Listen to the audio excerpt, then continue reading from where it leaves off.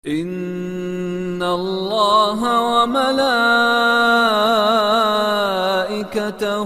يصلون على النبي يا أيها الذين آمنوا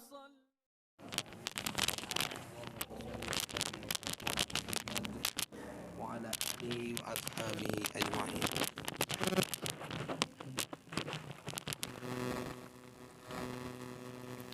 Pertama sekali mari sama-sama kita bersyukur kepada Allah Subhanahu wa taala atas limpahan rahmat dan karunia-Nya kepada kita semua.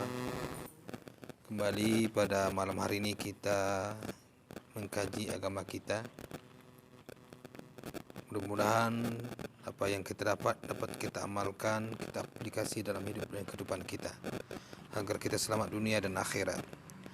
Salawat dan salam terlupa kita sampaikan buat ikutan kita Nabi Muhammad SAW yang telah mengeluarkan umat manusia dari peradaban jahiliyah menuju peradaban Islamiyah seperti yang kita laksanakan pada hari ini. Ayyuhal ikhwah, saudara-saudaraku, adik-adik kami yang kami banggakan. Pada pertemuan sebelumnya kita baru membahas tentang pertanyaan yang mesti kita faham ketika kita dimasukkan ke dalam kubur. Kita baru membahas tentang ma'rifatuddin, yaitu kita mengenal agama kita. Alhamdulillah sudah kita laksanakan, sudah kita kaji dan sudah kita bahas. Pada malam hari ini, ketika banyak orang disibukkan dengan kegiatan-kegiatan di bulan Rabiul Awal, maka kita akan membahas tentang ma'rifatun Nabi Muhammad sallallahu alaihi wasallam. Yaitu pertanyaan yang ketiga, ketika malaikat bertanya kepada seseorang yang dimasukkan ke dalam kubur, man nabiyuk, siapa nabimu? Jadi ketika ini muncul pertanyaan dalam kubur, maka yang perlu kita kaji selaku orang yang beriman adalah sirahnya, perjalanan hidup Rasulullah SAW. Jadi perlu kita mengkaji tentang sirah nabawiyah, yang hari ini banyak kita mendengar sirah nabawiyah yang tidak berdasarkan dari kitab-kitab sahih.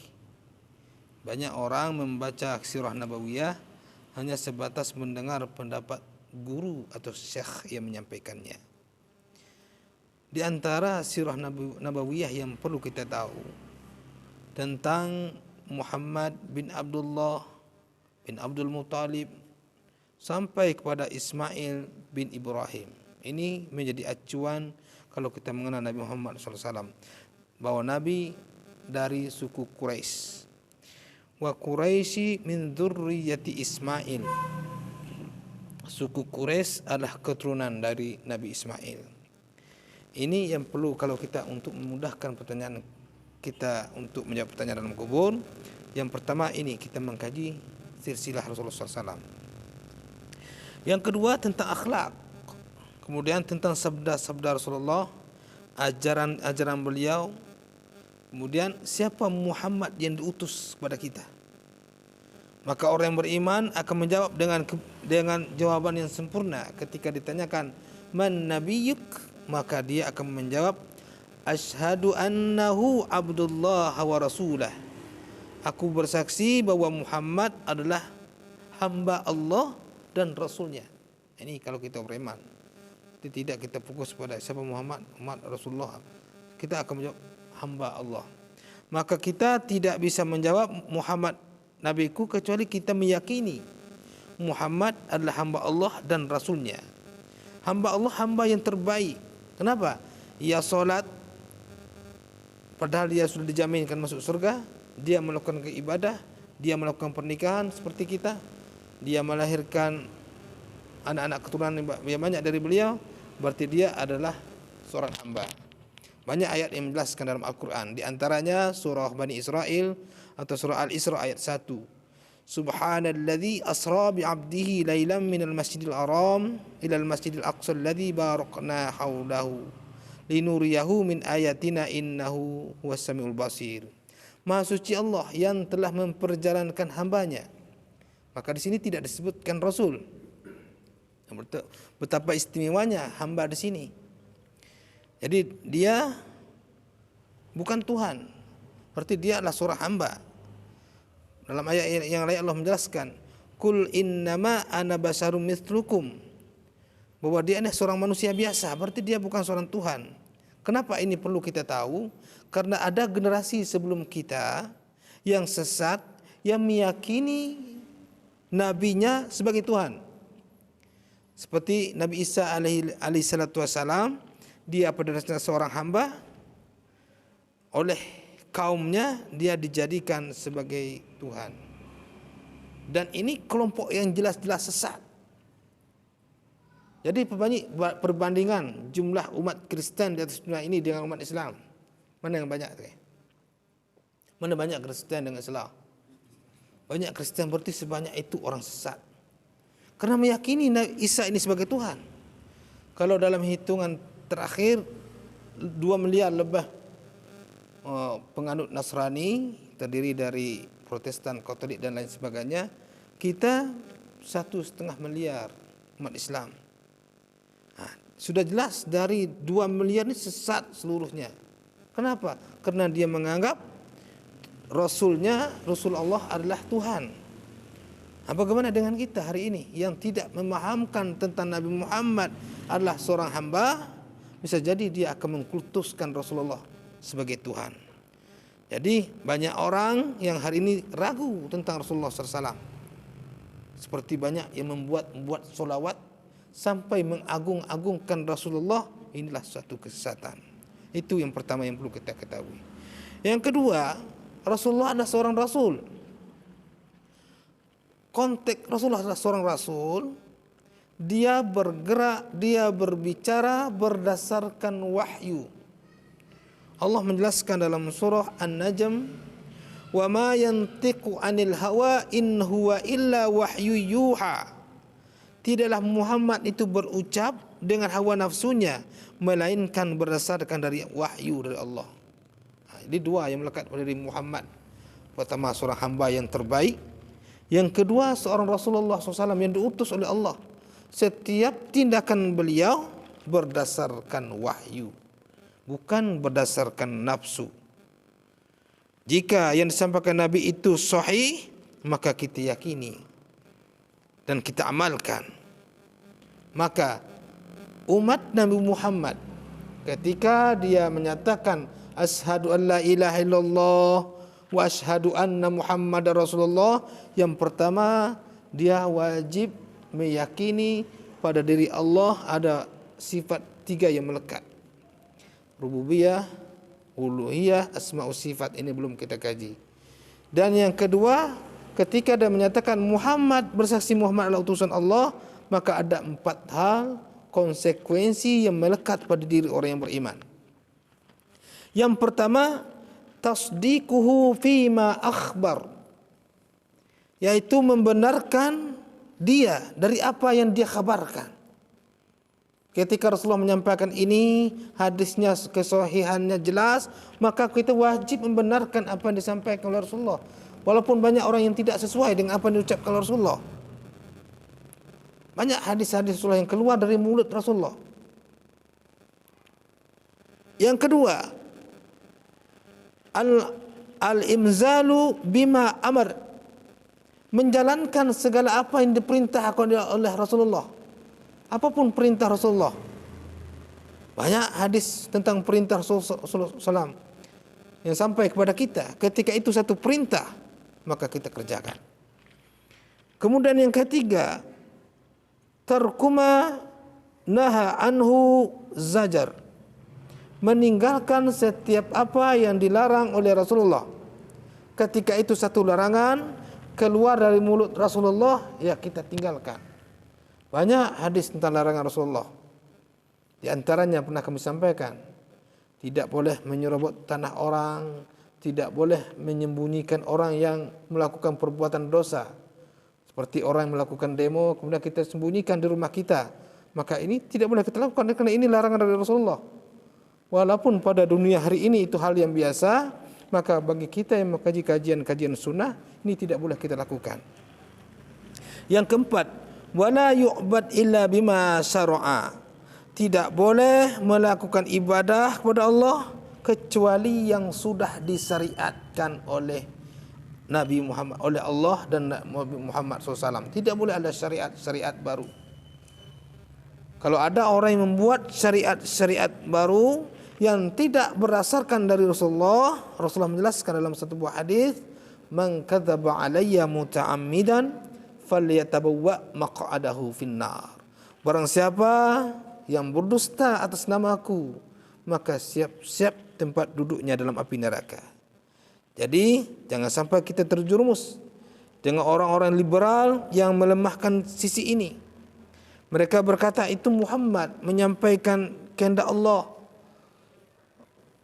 Dalam bentuk Al-Quran itu terjemah Muhammad terhadap kehendak Allah. Kata liberal kata ini Al-Quran dari Allah. Nabi Muhammad yang menyampaikan kepada kita pendapat Muhammad. Ini pemahaman yang keliru. Apapun yang disampaikan oleh Muhammad sebagai utusan Allah berdasarkan wahyu Allah. Itu bukan kehendak hati Muhammad. Nah ini perlu kita faham untuk hal tersebut. Maka akhir zaman nanti ada orang yang mengangkat Nabi Muhammad terlampau tinggi, ada orang yang melemahkan Nabi Muhammad terlampau rendah. Kita berada di tengah-tengah. Jadi Al-Quran itu disampaikan kepada Nabi Muhammad menyampaikan kepada kita berdasarkan wahyu pula. Maka kalau ada orang yang beranggapan Al-Quran itu berbahasa Arab, Nabi Muhammad orang Arab, terserah Nabi Muhammad untuk menyampaikan dari pemikiran orang-orang Arab, ini salah. Karena Islam untuk rahmatan lil alamin. Jadi tidak ada istilah syariat itu expire, sudah habis masanya, tidak ada. Jadi syariat Islam sudah ada cukup pada zaman Nabi. Untuk zaman kita tidak ada ulama menolak kajian baru. Ini tidak ada pemahaman yang keliru, pemahaman yang sesat. Islam cocok untuk setiap zaman. Itu yang perlu kita sampaikan. Kemudian mungkin kita sering mendengar ada itu hadis, ada itu sunnah. Ada bisa kita membeda? Hadis itu dikhususkan kepada Rasulullah. Ma udifa ila Nabi sallallahu alaihi wasallam min qawlihi au fi'lihi au taqririhi. Segala sesuatu yang disandarkan kepada Nabi Muhammad, baik perkataan, perbuatan, keputusan Nabi, itu disebut dengan hadis. Apapun disandar, baik perkataan Nabi mengatakan melalui hadis beliau sampai kepada kita, atau perbuatan Nabi, sallu kama raaitumuni usolli, solatlah kamu seperti kamu melihat saya solat, itu dari perbuatan Nabi, atau keputusan Nabi, itu disebut dengan hadis.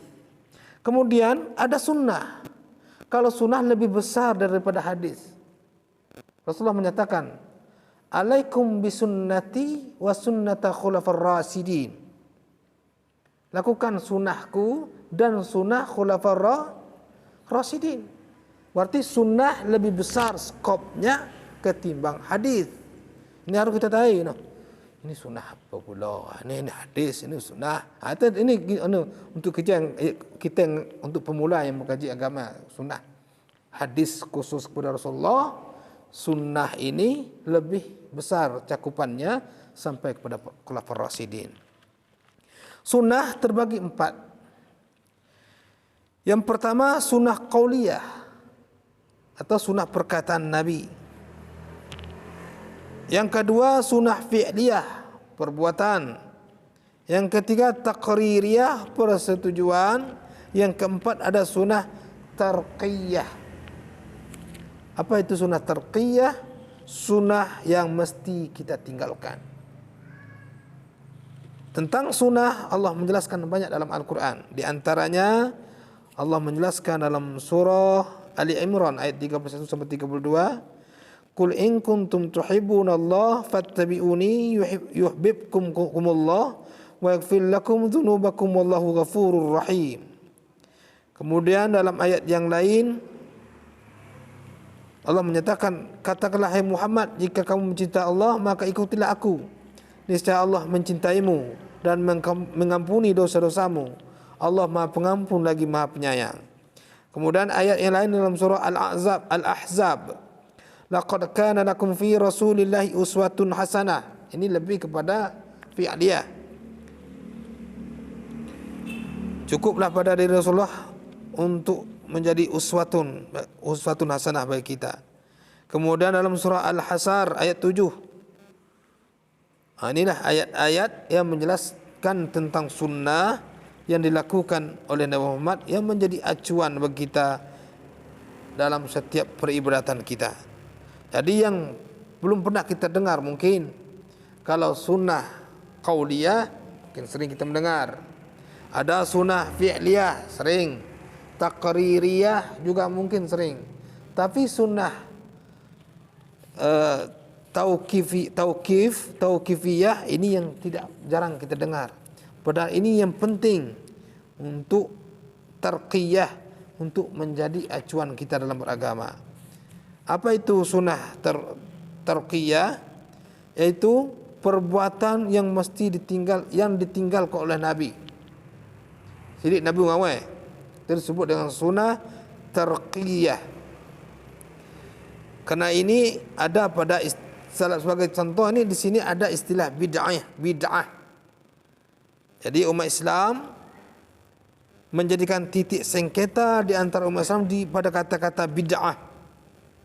Maka Imam Asy-Syatibi menjelaskan bahwasanya apa yang didiamkan oleh syariat dalam satu masalah tertentu itu ada dua hal.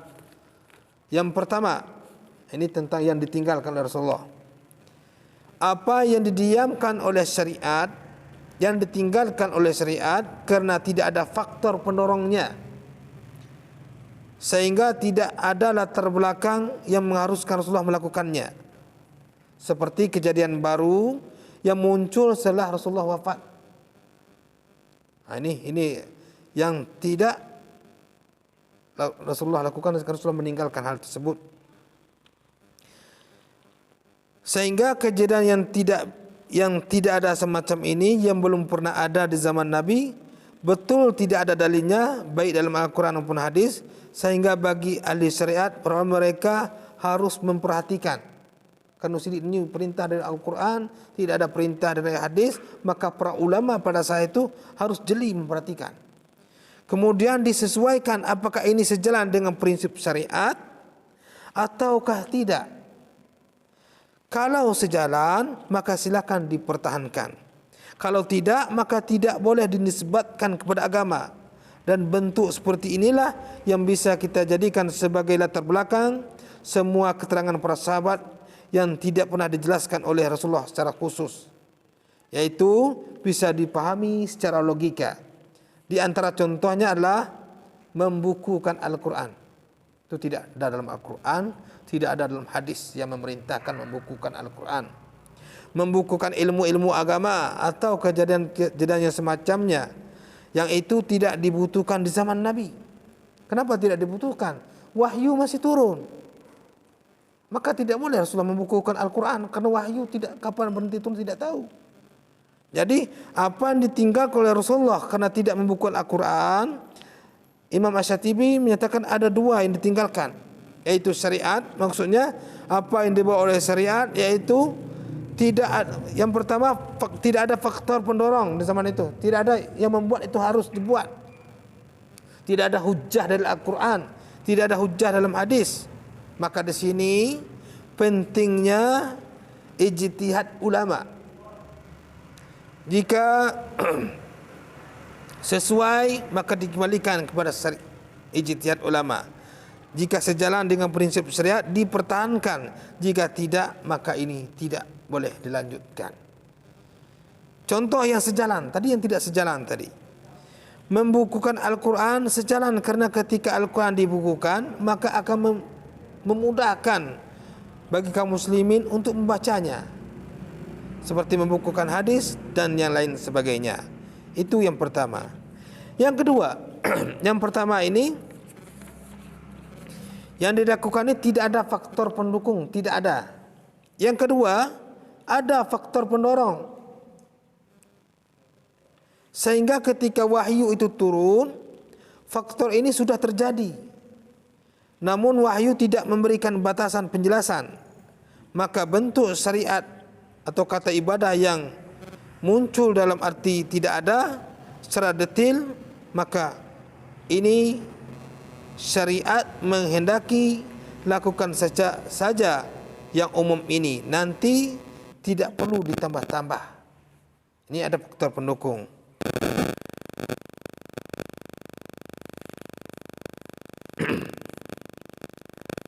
Sebagai contoh, Nabi mengajarkan kepada kita, contoh yang ada faktor pendukung, ada sunnah untuk melaksanakan salat duha. Mungkin sering-sering kita ada yang sudah melakukan salat duha. Kemudian sunnah ini cuma disunahkan melakukan salat duha. Beliau tidak menjelaskan berapa rakaat salat duha, tidak dijelaskan secara detail. Sidik Rasulullah ngata salat duha serena sidik tidak ada. Maka banyak orang melakukan salat duha, ada yang 2 rakaat, ada yang 4, 2 tapi ada yang 8, bahkan ada yang 12 rakaat untuk salat duha. Sehingga beliau tidak menjelaskan jumlah maksimal rakaat. Bagaimana teknis tata caranya pun tidak dijelaskan. Jangan ada yang ada Nabi katakan lakukan solat 2 rakaat solat duha. Lalu ada orang yang solat duha, orang melakukan solat duha karena tidak faham tentang ada faktor pendorong yang tidak ada pendorong, maka mereka melakukan azan, bon sebelum duha, atau pengumuman kepada kaum muslimin jemaah Masjid Ibrahim, sebentar lagi kita akan melakukan solat duha. Ini hal yang baru yang tidak ada pada zaman Rasulullah. Sambil membaca salatu sunnat duha atau hayya 'ala duha, hayya 'ala duha, pakai iqamat lagi. Kemudian melakukan ini solat berjemaah. Ini disebut dengan bid'atun zayyidah, bid'ah yang menambah. Jadi anjuran ada untuk melakukan solat duha. Karena tidak ada detail dijelaskan oleh Rasulullah, maka kita tidak boleh menambah. Apa yang sampai kepada kita, itu yang kita lakukan. Lantaran ingin jemaahnya banyak, maka pengurus masjid ngomong pakai bal atau sembilan raya, sembilan ramai kita pakai bal sembilan raya, hayya 'ala idul fitri, umpamanya contoh. Domong pula masjid, siapa yang solat Id akan mendapatkan zakat fitrah. Kalau ini sampai terjadi, maka inilah disebut dengan menambah. Dan ini tidak diajarkan oleh Rasulullah, dan ini mesti ditinggalkan. Jadi apa yang didiamkan oleh syariat, padahal faktor pendorongnya ada, walau tujuannya baik agar orang semangat solat duha, ini disebut dengan bid'ah zayyidah. Contoh termasuk tadi solat Id. Itulah sebagai kajian kita pada malam hari ini. Mungkin ada yang meragukan, kembali kesempatan untuk jawab. Silakan. Ini keremen.